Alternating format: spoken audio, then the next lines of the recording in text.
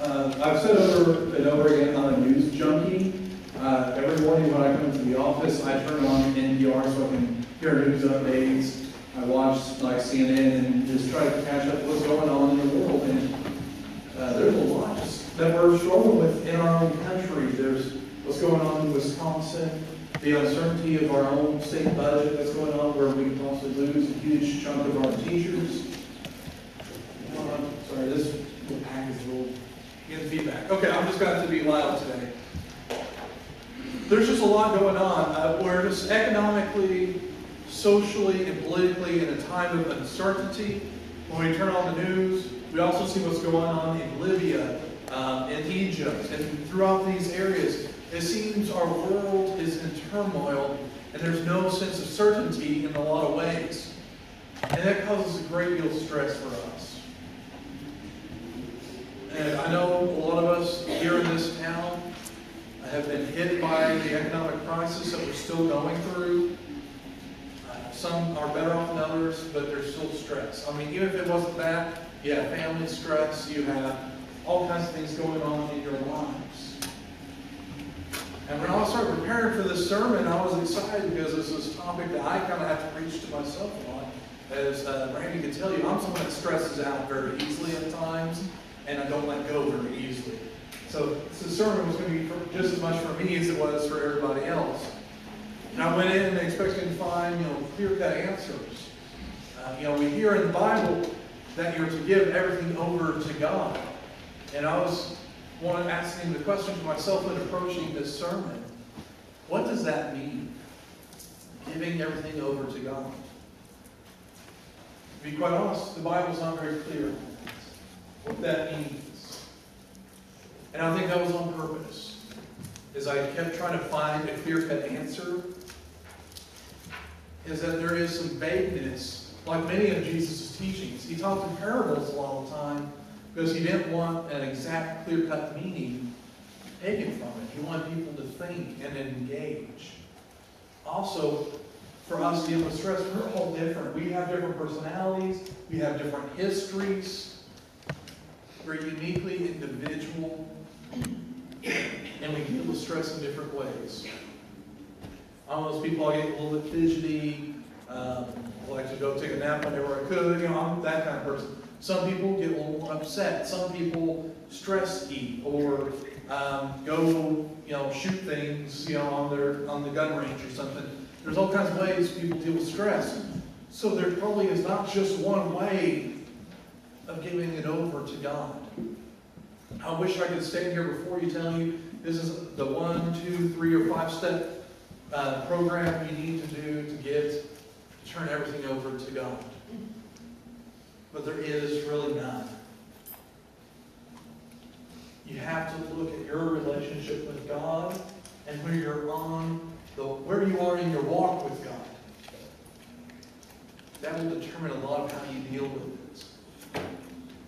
Someone who is just kind of early or has been struggling with God for a long period of time is going to be very different than someone who's just constantly in conversation with God, who is very strong in their walk in faith at this point in their lives. It's going to be different. I can't describe what it's going to be like for each and every one. Again, I wish I could. I wish I could make this easy. But again, there's no clear-cut answer. And that's probably a good thing. Because I've seen too many pastors and authors in the Christian realm offer books. This is a 7-step program. This book will guide you into how to give everything over to God and take stress away from your life. And what tends to happen to those people is they become popular through their self-help books, which does help a lot of people. I don't want to take anything away from that. But the problem is a lot of people stop giving credit to God and start giving it to the person who wrote the book. I remember growing up, my mom was really big with some of these books, and other people in the church I grew up with.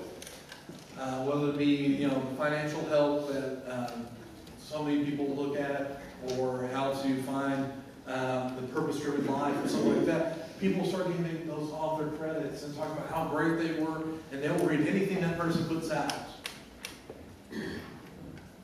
But they forgot to give credit to God.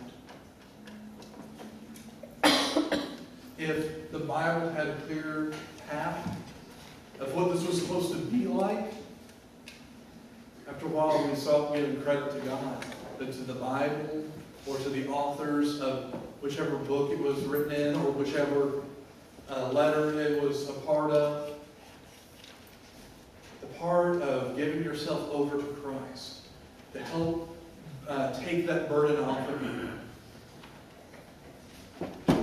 is something you have to deal with personally with God, step by step.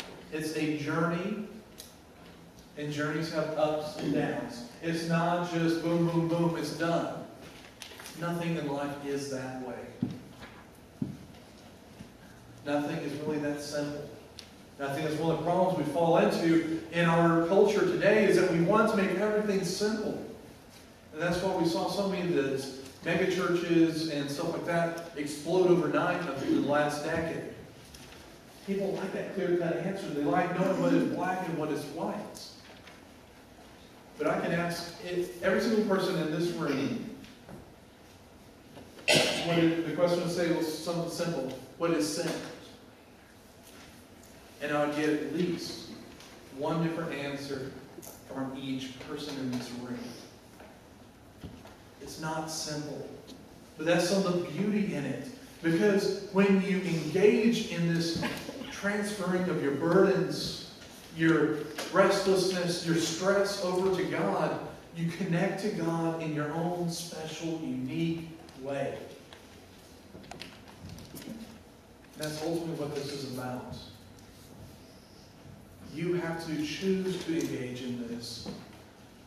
God's not going to just say, okay, I'm going to come in and make everything better. Because that doesn't build your relationship with God at all.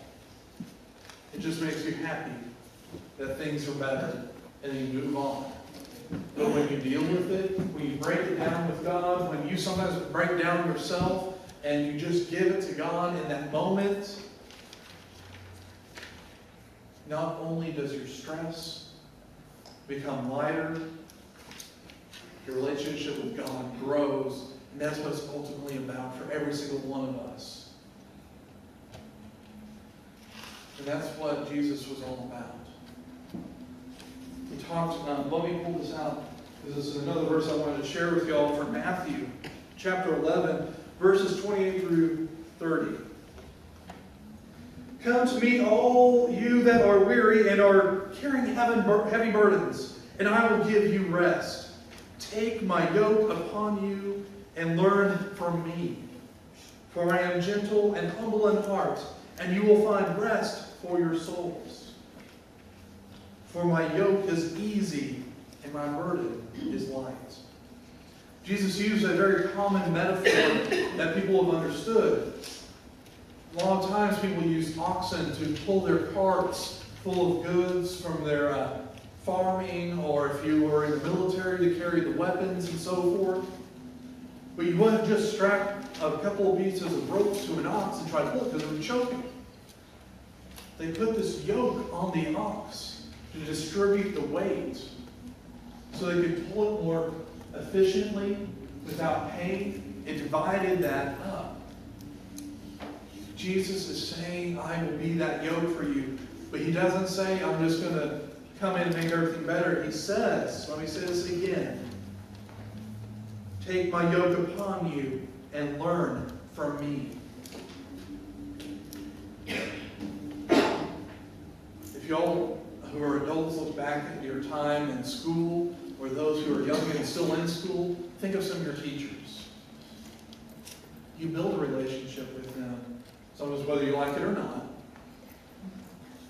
But that's how you learn. The classes I know I learned the most in is where I really cared for my professor or my teacher because they engaged me. There was a good relationship that was built, and I learned a great deal.